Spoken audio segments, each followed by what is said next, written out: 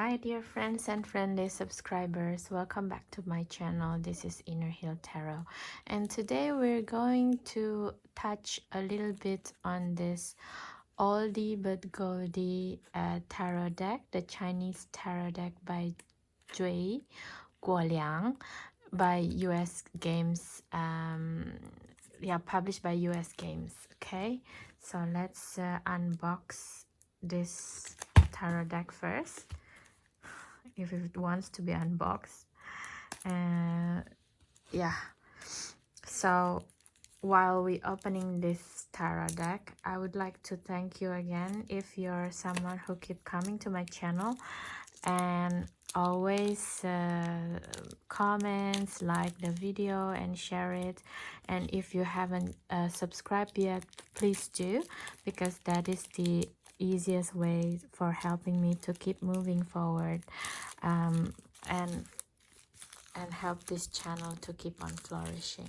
Okay, thank you so much, guys. And this Chinese tarot deck is quite interesting for me because some part of my biology descendant is come from this land, the Chinese land, and yeah, I'm just curious what is going on with this deck, and a lot of times it's text is not being talked about a lot, so that's why I'm really intrigued as well. If I'm going to be resonated or not, it will be very interesting to see. Okay, so it has a nice lip pack as well.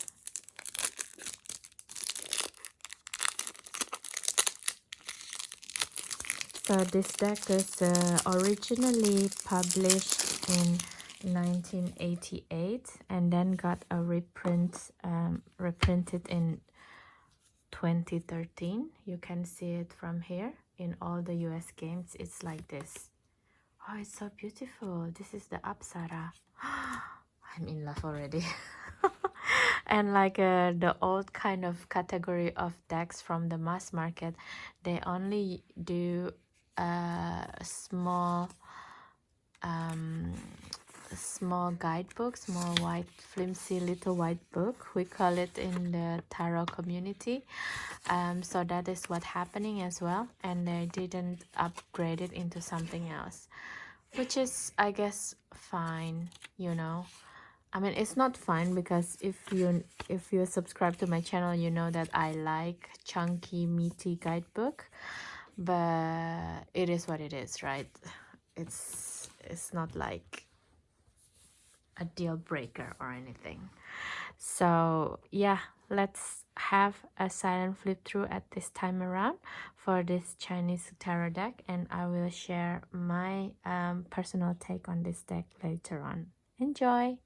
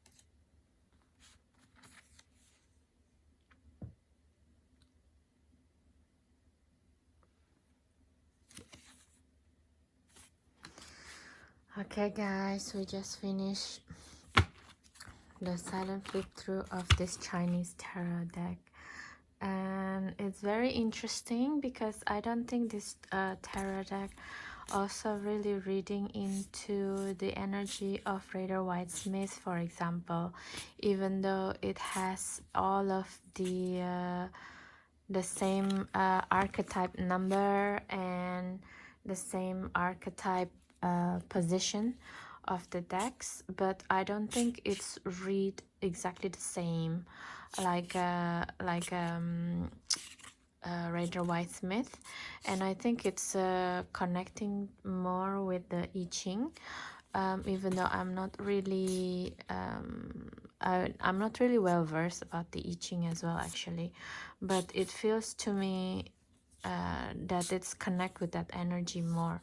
For example, like the Wheel of Fortune with it's being called Bagua, like in the Chinese inscription. Bagua is